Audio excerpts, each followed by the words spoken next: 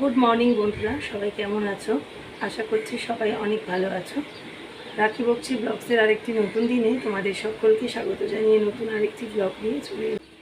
তো আজ হচ্ছে বৃহস্পতিবার আর এখন বাজে 8:45। এখন সকাল 8:45 থেকেই আমি ব্লগটা শুরু করছি। আর এই ছেলে স্কুলে বেরোলো 8:15 নাগাদ, স্কুলে বেরিয়ে গেছে। আর এখন আমি মাল্টিটাস্কিং করব। আজকে প্রচুর কাজের চাপ রয়েছে, আজকে রান্নারও একটু তাড়া রয়েছে। তো ওই জন্য আর ওয়াশিং মেশিনে কাচাও দিয়ে দিয়েছি কাচতে।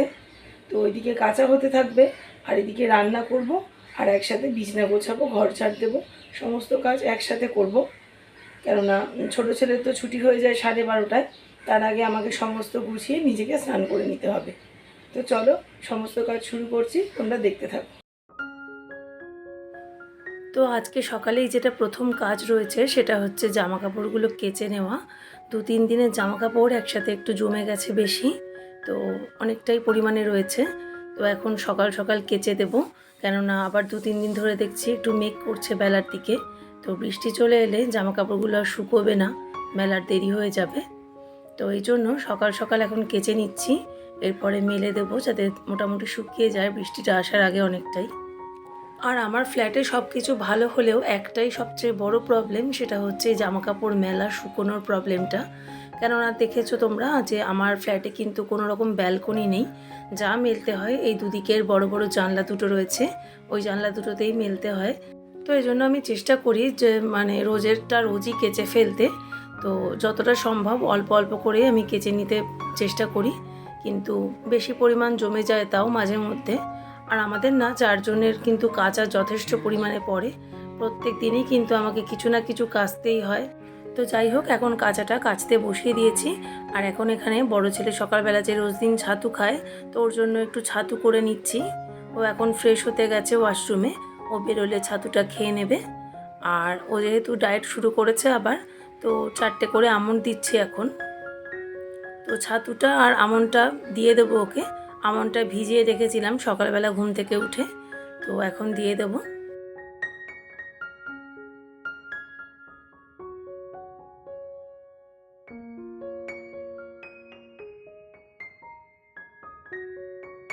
তো এর মাঝে আমার চা খাওয়াও হয়ে গেছে, আর এখন রান্নাঘরে ঢুকে পড়লাম। আর রান্নাঘরে প্রথমেই যেটা করব সেটা হচ্ছে বড় ছেলের জন্য ব্রেকফাস্টের একটু তরকারি বানাবো। আর রুটিটা আমি সকালবেলা আর এখন করছি না কদিন। তো আমরা তো পাউরুটি থাকলে বাটার টোস্ট খেয়ে নিই, না হলে টুকটাক যদি হাজব্যান্ড কিছু কিনে আনে সেগুলো খেয়ে নিই। কোনো দিন একটু মুড়িও খেয়ে নিই তরকারি যদি থাকে সেরকম। আর এখন আর 2-3টে রুটির জন্য এখন আর রুটির ঝামেলাটা করব না। তো রুটির ঝামেলা করলে কি হয় বলো তো, প্রথম কথা রান্নাতে একটা ব্রেক পড়ে, আর রুটির জন্য যে গ্যাস নোংরা হয় ওইটা পরিষ্কার করতে আবার ডবল সময় লেগে যায়। তো ওই জন্য 2-3টে রুটি করতে না একদম বিরক্ত লাগে।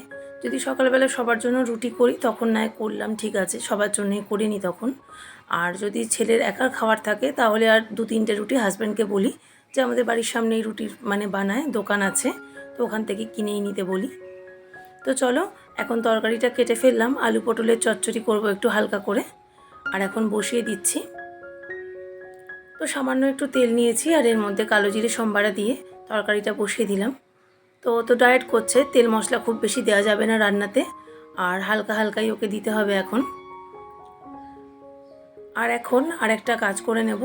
এই যে কাঁঠাল বীজগুলো জমিয়ে রেখেছিলাম, কাঁঠাল খাওয়া হয়েছে, বীজগুলো তো আমি ফেলি না, খুবই টেস্টি এগুলো কিন্তু খেতে, আমার খুব পছন্দের জিনিস। তো এগুলোকে ভালো করে ধুয়ে রাখলাম, রোদে একটু শুকাতে দেব। আর এর মধ্যে হাজব্যান্ড চলে এসছে ছেলেকে স্কুলে দিয়ে, আর ওকে এখন একটু বাটার টোস্ট করে দেব, আর আমি খাবো একটু বেলা করে। তো বাটারটা লাগিয়ে এর মধ্যে একটু গোলমরিচ ছড়িয়ে দিলাম। আমার আবার বাটার টোস্ট চিনি দিয়ে খেতেই বেশি ভালো লাগে, কিন্তু ওর বাবা চিনিটা খাওয়া খুব একটা পছন্দ করে না, তো ওকে গোলমরিচ দিয়ে দিলাম।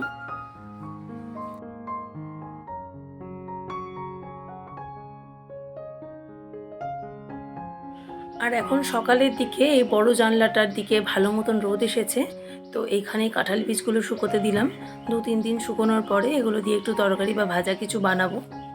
আর এই কাঁঠাল বীজটা না খাওয়া খুব উপকারী, তোমরা হয়তো প্রত্যেকেই খাও জানো, আর আমার এটা অসম্ভব প্রিয় একটা জিনিস। তো চলো এখন সিঙ্কে জমে থাকা বাসনগুলো সমস্ত ধুয়ে নিচ্ছি।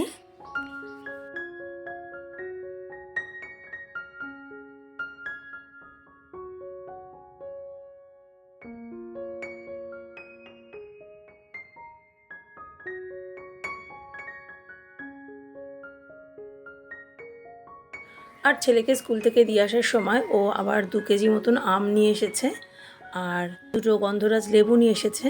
তো আমগুলো এখন ফ্রিজে তুলে দেব। আর ওইখানে যে টিফিন কারিগুলো রাখা রয়েছে ওগুলোর মধ্যে বড় ছেলের টিফিন রয়েছে, তো তরকারি করলাম আর রুটিটা তো কিনে দেবে। আর ওদিকে একটাতে ফল দিয়েছি, তো এগুলো সমস্ত ওর বাবাকে দিয়ে দেবো, ওর বাবা ছেলেকে দিয়ে দেবে। আর এখন মুগের ডালটাও সিদ্ধ হতে বসিয়ে দিয়েছি। আর একদিকে চিচিঙ্গে আর আলু দিয়ে একটু পোস্ত করে নেব। আমার আবার আলু পোস্তটা খুব একটা পছন্দ নয়, তার থেকে আবার চিচিঙ্গে পোস্ত, ঝিঙে পোস্ত, পটল পোস্ত এই জাতীয় পোস্তগুলো আমার খুবই পছন্দের জিনিস। আর এখন ডালটাও হয়ে গেছে সিদ্ধ করা, সম্বারা দিয়ে ফেললাম। আর একদিকে চিচিঙ্গে আর আলু দিয়ে পোস্ত করে নিচ্ছি। তোর বাবার জন্য আবার আলাদা একটু আলু পোস্ত করব। ওর বাবা তো চিচিঙ্গে বলো, ঝিঙে বলো, এ সমস্ত দিয়ে পোস্ত করলে একেবারেই ছোবে না। তো এর আগে একদিন কি হয়েছে, 2টো চিচিঙ্গে ছিল, ওই 2টো চিচিঙ্গে ভাজা করেছিলাম। তো ভুল করে নিম বেগুন ভাজা মনে করে চিচিঙ্গে ভাজা 2টো খেয়ে নিয়েছিল। খেয়ে কিন্তু বুঝতে পারেনি চিচিঙ্গে ভাজা কিন্তু খেতে খুব টেস্টি হয় দেখবে। তো ওর বাবা ভুল করে খেয়ে নিয়েছে। খাওয়ার পরে আমি বলছি যে দেখো তুমি এটা চিচিঙ্গে খেলে, তখন আবার এই নিয়ে হাসাহাসি হচ্ছিল। আর এ দেখো এরকম 2টো নারকেল ছিল বাড়িতে, আমার বরের একটা বন্ধু ওর শ্বশুরবাড়ি থেকে নারকেল 2টো এনেছে ওর বউ, তো দিয়ে গেছে। তো নারকেলটা ভেঙে ফেললাম, খোসাটা খুবই পাতলা, এখনও পুরোপুরি পাকেনি। তো নারকেলটা ভেঙে চিচিঙ্গে পোস্তর মধ্যে দিলাম খানিকটা, আর খানিকটা রেখে দিলাম আলু পোস্ততে দেওয়ার জন্য। চিচিঙ্গে পোস্ততে নারকেল দিলে তো জানোই সবাই যে কত সুন্দর টেস্ট হয়, আর আলু পোস্ততেও দিলে কিন্তু খুব সুন্দর টেস্ট হয়। তো আমরা যেহেতু নিরামিষই খাই, তো পোস্ত বলো বা অন্য কোনো তরকারি বলো, নারকেল দিলে কিন্তু একটা আলাদাই ফ্লেভার অ্যাড হয়, তাই না? তো শুধু নিরামিষই রান্নাই নয়, আমিষ রান্নাতেও কিন্তু অনেক রান্নাতে নারকেল কিন্তু খুব ভালো যায়। তো যাই হোক, এখন এই যে আমার নারকেল দিয়ে আলু পোস্তটাও তৈরি করা হয়ে গেল। আর কটা লিচু ছিল ছাড়িয়ে রাখলাম, ছোটো ছেলে স্কুল থেকে এলে খাবে। আর রান্নাবান্নার পার্ট মিটিয়ে চলে এসেছি ঘরের সমস্ত বিছনাপত্র ঝাড়াঝাড়ির কাজগুলো করে নিচ্ছি। তো আজকে বেডের চাদরটা একদম তুলে দেবো, বেশ অনেক দিনই হয়ে গেছে, নোংরা হয়েছে। তো বিছনার চাদরটা তুলে এখন আর পড়াবার সময় পাবো না। এখন কিন্তু 12টা 20 নাগাদ বেজে গেছে। এক্ষুনি আমাকে ঘরদোর মোটামুটি একটু ঝাড়াঝাড়ি করে স্নানটা করে নিতে হবে, কেননা হাজব্যান্ড ছেলেকে আনতে চলেও গেছে। আর 1:45টার মধ্যে ও কিন্তু বাড়ি চলে আসবে, এসে তারপরে আবার ও স্নান করবে। তো চলো এখন ঝটপট করে ঘরের কাজগুলো করবো আর এরপর স্নানটা সেরে নেব। তো বন্ধুরা, তোমরা যারা এই মুহূর্তে আমার ব্লগটা দেখছো, যদি আমার ব্লগে তোমাদের কিছু ভালো লেগে থাকে তো প্লিজ একটি লাইক কমেন্ট করে জানিও। আর তোমরা চাইলে চ্যানেলটাকে সাবস্ক্রাইব করে তোমরা আমার পাশেও থাকতে পারো। আর যারা যারা অলরেডি সাবস্ক্রাইব করে আমার পাশে রয়েছো, আমাকে রোজ দিন কমেন্ট করো, সাপোর্ট করো, তাদেরকে জানাই মন থেকে অসংখ্য ধন্যবাদ এবং ভালোবাসা। তো আজকে ঝটপট করে বিছনার ছাড়ার সমস্ত কাজগুলো করে নিলাম, আর এখন ভাত বসিয়ে দিয়েছি। তো এরপরে আমি স্নান করতে চলে যাব। তো দেখো বন্ধুরা, আমার স্নান হয়ে গেছে আর এখন বাজে 1:30। সৌম্য বাড়ি চলে এসছে 1:45টার সময়, তারপরে আমি স্নান করলাম আর এখন ওকে স্নান করাবো। আর বাইরে এখন প্রচণ্ড পরিমাণ মেঘ করেছে, তো মনে হচ্ছে বৃষ্টি হবে, দেখা যাক কি হয়। তো এই যে দেখো তোমাদের দেখাচ্ছি, বিশাল মেঘ করেছে, মনে হচ্ছিল প্রচুর বৃষ্টি হবে, কিন্তু 2-1 ফোঁটা বৃষ্টি হয়ে আর হয়নি। আর আমার আজকে ভিডিও এতটাই শ্যুট করা ছিল, তো আবার নেক্সট ডে মর্নিং থেকে শুরু করলাম। তো গতকাল দুপুর অবধি ভিডিও শ্যুট করা ছিল, তাই ভাবলাম নেক্সট ডে মর্নিং থেকে আবার কিছুটা শ্যুট করে তোমাদেরকে একসাথে 2 দিনের ভিডিওটা দেখিয়ে দিই। আর আজকে হচ্ছে শুক্রবার, আর সকালবেলা এই যে সমস্ত জিনিসগুলো একটু ভিজিয়ে দিয়েছি, যেমন ছোলা, তারপরে সয়াবিন দানা, তারপরে তোমার খেজুর, আমন্ড, এগুলো সমস্ত ভিজিয়ে দিয়েছি। গতকালকে রাতে ভিজানোর দরকার ছিল, কিন্তু গতকাল হঠাৎ করে ঘুমিয়ে পড়েছিলাম আর এগুলো ভেজানোগুলো আর করা হয়নি। তো এখন সকাল সকাল উঠে এগুলোকে সব ভিজিয়ে দিলাম, ছেলে খাবে। আর এই যে ওর ডায়েটের তরকারিও রেডি, এই সমস্ত সবজি আর সয়াবিন দিয়ে একটা মানে স্যুপ মতন করে দেব, সামান্য একটু তেল দিয়ে কড়ার মধ্যে। তারপরে তোমার পটল, আলু, গাজর, সয়াবিন, যা যা বাড়িতে মোটামুটি সবজি ছিল এই সমস্ত দিয়ে একটু স্যুপ মতন বানিয়ে দিচ্ছি, হালকা করে একদম তরকারি বানিয়ে দেব। আর রুটি আজকেও হাজব্যান্ডকে বলেছি 2-3টে কিনে নিতে। তো আজকে দুপুরবেলা করছি সয়াবিন একটুখানি ভালো করে প্রথমে সিদ্ধ করে ভেজে নিচ্ছি তেলে। সয়াবিনটা একটু তেলে ভেজে না নিলে না কাঁচা কাঁচা কিরকম একটা গন্ধ বেরোয়, সয়াবিনটা খেতে ভালো লাগে না খুব একটা। তো যেহেতু ডায়েট করছে খুব বেশি তেল তো দেওয়া যাবে না, অল্প করে তেল দিয়ে কিন্তু সয়াবিনটা ভাজা করে নেব। আর সয়াবিনের মধ্যে গ্রেভিটা বাড়ানোর জন্য দু একটা আলু ম্যাশ করে দিয়ে দিচ্ছি। তো দেখবে অনেক সময় সয়াবিন বা যে কোনো অন্য তরকারি করলে একটু ট্যালট্যালে পাতলা ঝোল হলে না অনেক সময় খেতে ভালো লাগে না।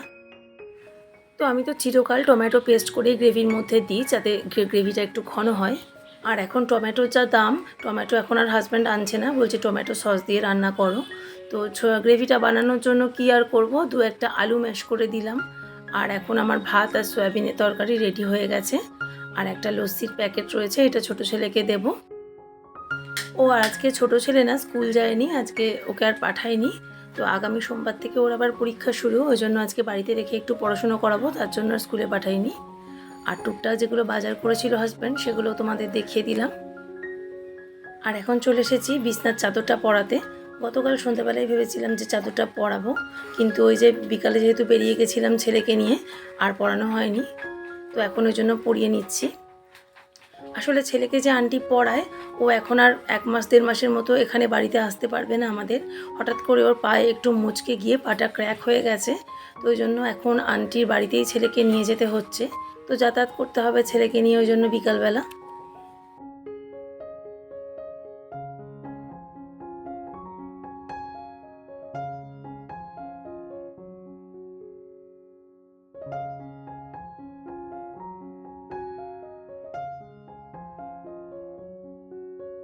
আর এখন চাদর পরানো হয়ে গেছে, আর সমস্ত বিছনাও ঝাড়া হয়ে গেছে।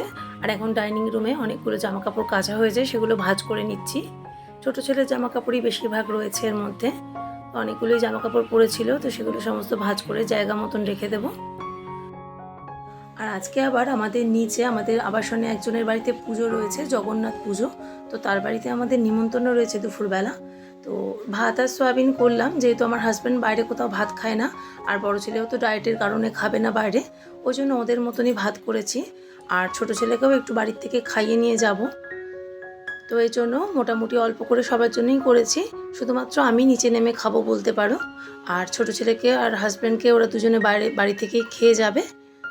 তো এখন ওই জন্য ঝটপট করে এই জামাকাপড়গুলো গুছিয়ে স্নান করতে চলে যাব। তো স্নান করে ছেলেকে নিয়ে আর হাজব্যান্ডকে নিয়ে নিচে নেমে এসেছি। আর এই যে দেখো, আমরা টেবিলে বসে খাচ্ছি আর একটুখানি ভিডিও করছিলাম।